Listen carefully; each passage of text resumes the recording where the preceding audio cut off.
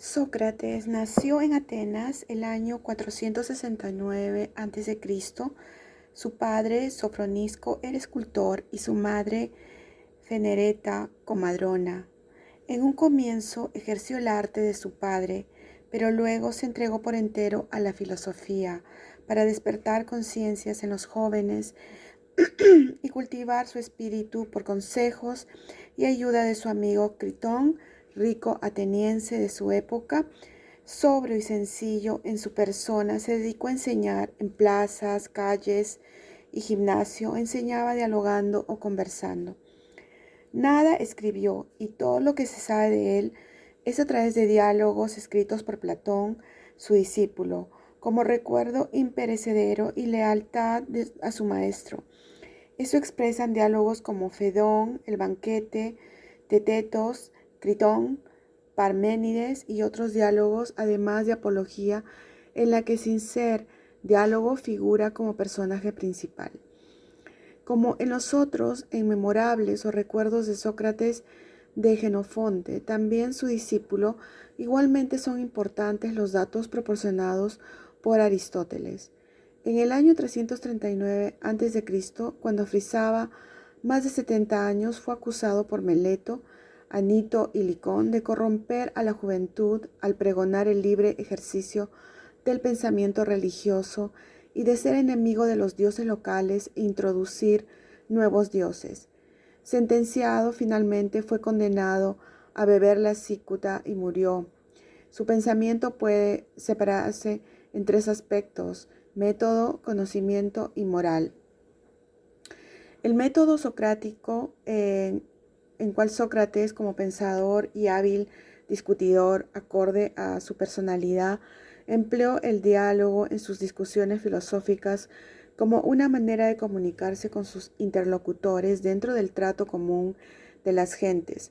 Partía siempre de su sentencia: no más que una cosa, y es que no se da. Dos son los momentos o aspectos de su método: la ironía y la meiéutica. Ambas constituyen una unidad metódica y no separada. La ironía o refutación del error no descubre la verdad.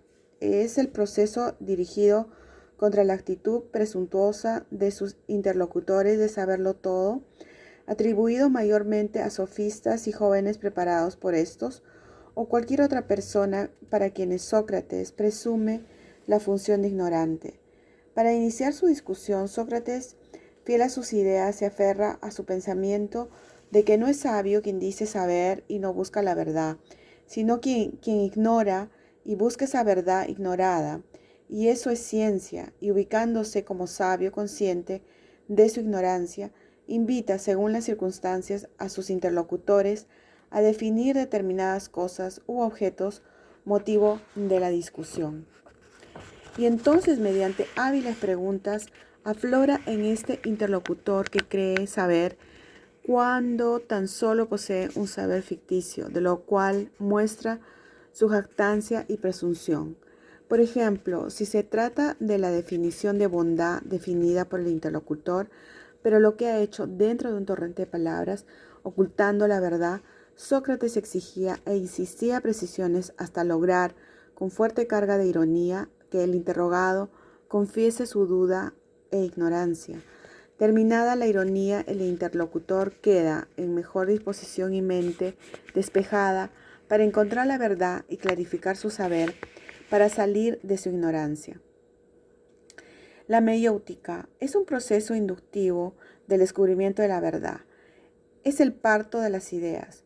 Cuando el interlocutor tiene la mente despejada, su ignorancia y duda confesada y deseo de conocer es la circunstancia en que es ayudado por Sócrates a engendrar sus ideas, haciendo el papel de comadrona. Mediante hábiles preguntas hace parir las ideas, siguiendo un proceso inductivo. Así descubre la verdad que había ignorado conocer, verdad buscada, pero presente en él mismo, que solo requería del alumbramiento de las ideas, sacarlos de donde estaban. La meiéutica significa, pues, que la verdad no se descubre o aprende desde afuera, sino desde adentro, al ser descubiertas las verdades, finalmente son afinadas por la razón, de modo que no se enseña el saber, sino la forma de adquirirlo, y lo que se adquiere son conceptos o universales. El conocimiento, en el cual Sócrates apelaba a la razón para que el saber sea ciencia, era la vía adecuada. Así la ciencia tenía tal fuerza que podía ejercer dominio sobre el hombre hasta que sea capaz de obrar o actuar tal como la ciencia lo exigía u ordena.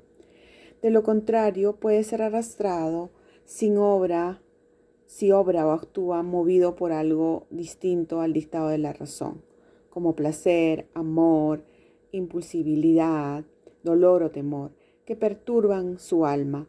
No es dable por eso fiarse de los sentidos o de las impresiones que solo conducen a la opinión.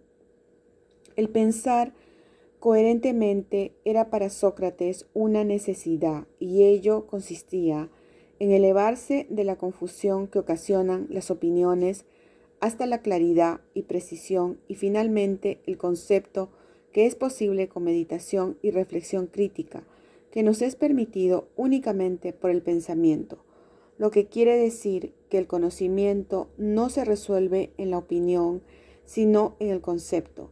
Por eso, el deber de la educación debe estar dirigida a enseñar, a pensar y con ella al uso de la razón. Así se aprende o adquiere conocimientos, pero ese aprender hay que hacerlo en uno mismo, de lo que existe en nosotros mismos.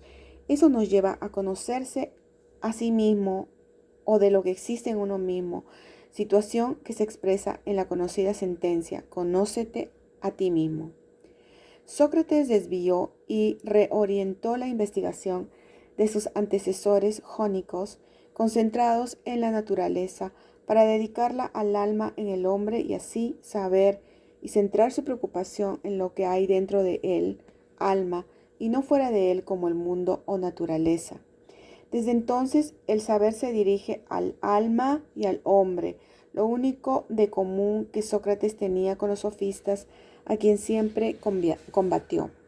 Y en cuanto al conocimiento, conviene precisar que no daba crédito al obtenido por los sentidos e intuición. No aceptaba tampoco el carácter divino atribuido a reyes y monarcas de la organización estatal, pues la razón estaba por encima de toda otra vía de conocimiento. El concepto es la culminación del proceso de razonamiento inductivo en el pensamiento socrático.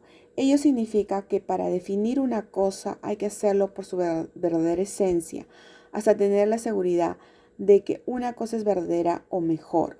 Una cosa es lo que es y por eso mismo inteligible y no sensitivo, pues los conceptos revelan lo universal o general de carácter único de un conjunto de cosas, inalcanzable para ser conocidos por los sentidos. Así de varios conceptos se forman sistemas, y el saber no es sino un sistema de conceptos, y siendo el concepto base del conocimiento ciencia, es una necesidad apelar solamente a la razón para lograrlo, de lo cual se concluye que el verdadero conocimiento es por conceptos de lo universal. Hay que entender entonces que el conocer es saber por conceptos. El concepto permite al espíritu humano elevarse del universo de cosas y objetos y materia que, liberados de la mente del sujeto, crea su propio universo conceptual o cultural. La inducción se atribuye a Sócrates el descubrimiento de los razonamientos inductivos y la definición de universales o conceptos. Estos procedimientos forman parte del método socrático de la ironía y la meiéutica. Así lo reconoce Aristóteles, quien le da esa autoría, aunque al aplicar el método inductivo no lo hizo con la profundidad que requería. No hay ciencia, tampoco verdad en las cosas particulares, objeto únicamente de los sentidos. En ellos se capta tan solo lo contingente, mudable o cambiante al impresionar nuestros sentidos, que a lo más permiten arribar a la opinión, mas no a la verdad, mejor aún a la ciencia. Precisamente allí reside el error de los sofistas que identificaban el conocimiento con la opinión. Ahora bien, mediante el proceso de abstracción y de razonamiento se procede a prescindir de lo cambiante o mutable de las cosas para quedarse con lo permanente, constante o común hasta descubrir la esencia que hace que las cosas tengan algo en común, en virtud de lo cual son lo que son. De esta manera, varias cosas por tener algo en común que la razón capta se parecen o asemejan, pero también se distinguen por sus cualidades particulares percibidos por los sentidos. Este proceso de razonamiento e inducción en el conocimiento va en ascenso desde lo particular a lo general o universal, de la especie al género, para luego ser definido o elaborado el concepto del objeto o ser que se persigue. Se entiende que en la concepción socrática los universales y las definiciones o conceptos no son entes independientes o separados. Se desprende que hay ciencia allí donde la base del conocimiento lo constituyen la inducción y las definiciones o los conceptos universales. Platón, quien sucede a Sócrates, llama después a esos conceptos o universales ideas en una nueva concepción. La moral socrática, o podríamos decir ética, Sócrates, al decir de Aristóteles y Jenofonte, es el inventor de la ciencia moral y de la filosofía de los conceptos universales. En tal sentido, estableció metódicamente, por vía inductiva, conceptos morales universales como por ejemplo justicia y virtud. Sócrates se centró en la sabiduría, virtud y el bien y en el moralista griego por excelencia. Se preocupa no tanto en probar los conceptos, sino en lograr que los hombres se conozcan a sí mismos, que descubran su falsa ignorancia. Por eso conduce a su interlocutor hasta demostrarle que ignora lo que él mismo es, moralmente, sea como hombre piadoso, justo, valiente, moderado, etc. Así, por ejemplo, en el diálogo Carmínedes, el personaje Carmínedes es un joven adolescente modesto, pero que ignora lo que es la modestia o moderación. Al conducir al hombre a adoptar esta actitud, no hace otra cosa que invitarle a reflexionar sobre sí mismo para que descubra lo que es, pero que no sabe, y eso es hacer filosofía. Se desprende entonces que Sócrates es el creador de la moral y no de la ética, cuya autoría corresponde a Aristóteles, y es su sistematizador, lo cual no significa que no pueda hacerse una interpretación o adoptar una posición ética intelectualista ante la moral socrática. No sería correcto, al referirse a la moral a la que se dedicó Sócrates, tratarla como si fuera ética. ¿Y cómo es la moral en Sócrates? Al desviar Sócrates la preocupación por la naturaleza que tenían los jónicos, hacía el hombre y el alma. Para concentrarse en las cosas morales, lo que busca es lo universal. El hombre, dice Sócrates, busca como fin general su mayor bien o su verdadera utilidad. Pero, ¿cuál es su relación con el conocer? El conocer nos permite definir y consiguientemente poseer conceptos universales. De modo que si conocemos el bien y tenemos su concepto, en la misma forma lo tenemos de la virtud y felicidad, considerados ambos inseparables, y eso es ciencia. Aunque existe una sola virtud, la sabiduría, en su relación con diversos aspectos de la espiritualidad del hombre, genera otras virtudes: la valentía en su relación con la voluntad, templanza en su relación con la sensibilidad, piedad en su relación con Dios y justicia en su relación con las demás personas. Los sofistas sostenían que el bien reside únicamente en el interés particular y en su utilidad individual.